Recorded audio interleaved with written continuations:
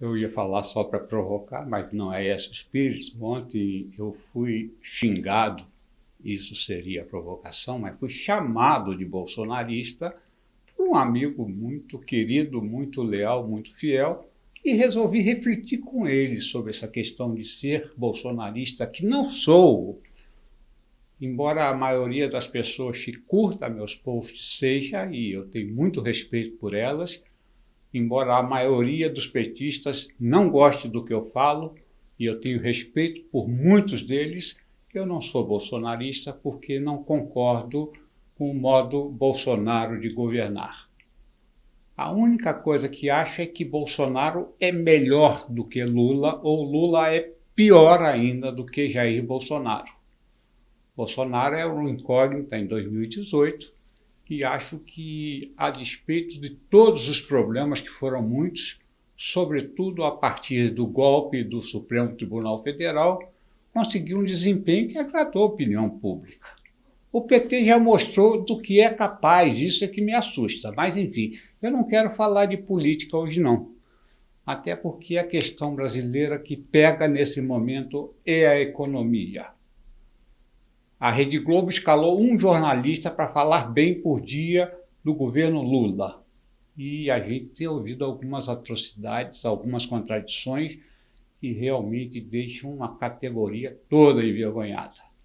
Mas não quero pautar esse espaço por um tempo de crítica a Lula, ao PT, à esquerda, inclusive porque o Brasil não tem esquerda.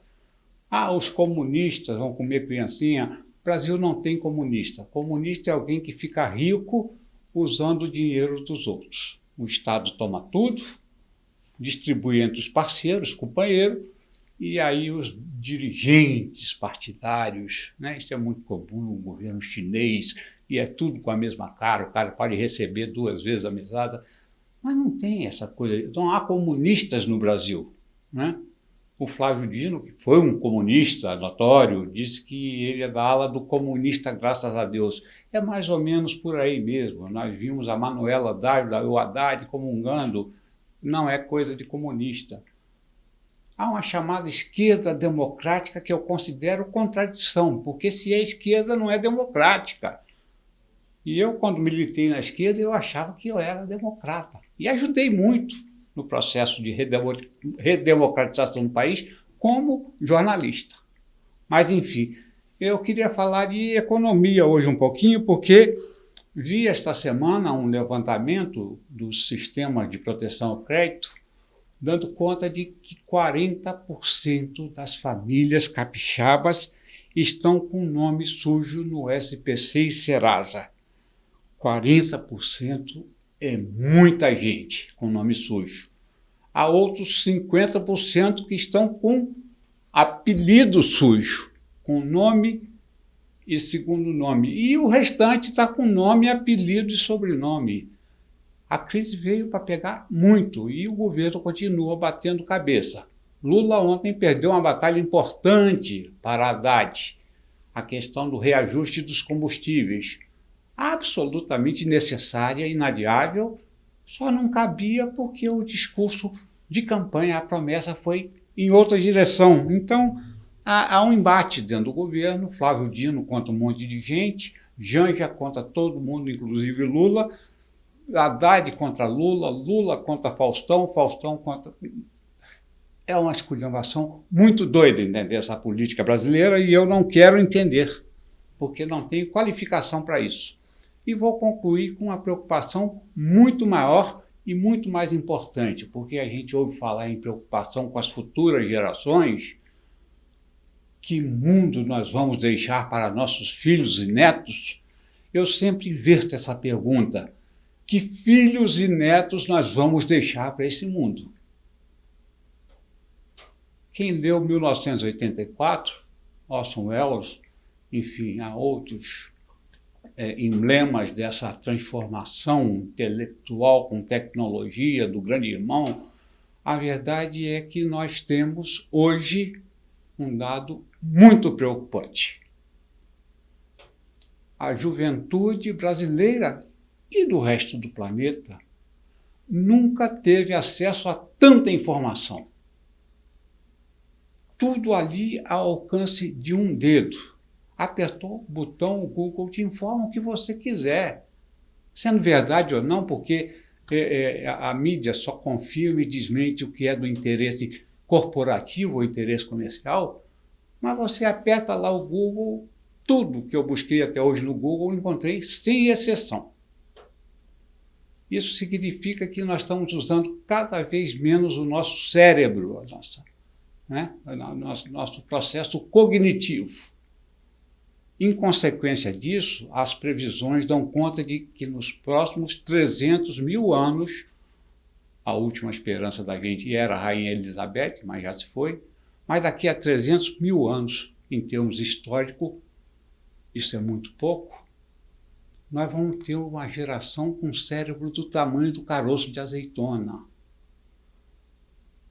Uma juventude que hoje tem acesso a toda a informação, mas não sabe o que fazer com essa informação.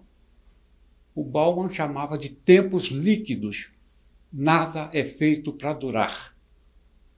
E agora vem essa geração do caroço de azeitona. Essa juventude tem preguiça de pensar, tem preguiça de questionar, tem preguiça de buscar respostas, porque todas as respostas, nesse entendimento, estão no Google. É um ledo engano.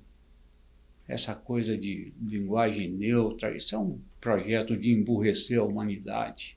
O cérebro precisa pensar, sim, ele precisa ser exercitado, ele precisa ser desafiado para que não atrofie. Quando se fala em tico e teco, significa de fato que os neurônios estão cada vez menos ativos, menos ideias, menos pensamentos, menos compreensão da realidade. Isso vai apresentar um preço muito alto para as futuríssimas gerações. Então, faça coisas muito simples da sua vida. Ouça música, leia mais, veja bons filmes, converse, faça atividade física e entenda que a sua vida não se resume ao debate de esquerda contra direita, porque senão você vai ter o Brasil de Lula contra Collor, Collor contra Fernando Henrique contra Haddad, Haddad contra Dilma, Dilma contra Bolsonaro, Bolsonaro. O Brasil é muito maior do que essa gente toda. Eu morro de pena quando vejo o meu neto, lindo, lindo, lindo, de 2 anos, daqui a 16 anos, tendo que escolher entre Tiririca e Romário, quem vai ser o presidente da República. Nós temos o dever de mudar isso. Mudar com ética, com respeito ao próximo, com respeito ao nosso vizinho, ao morador de nossa cidade. Não é esse sexismo idiota e maluco que a gente está vendo por aí. Não é esse politicamente correto que acha que basta liberar a maconha que o país cai na democracia. Não é, sabe, adotar práticas que a sociedade sempre condenou. Eu não sei se Jesus Cristo é gay, mas apresentar Jesus Cristo como gay apenas para ferir os sentimentos cristãos da sociedade é falta de respeito. É essa mesma gente que defende a censura em nome das liberdades democráticas.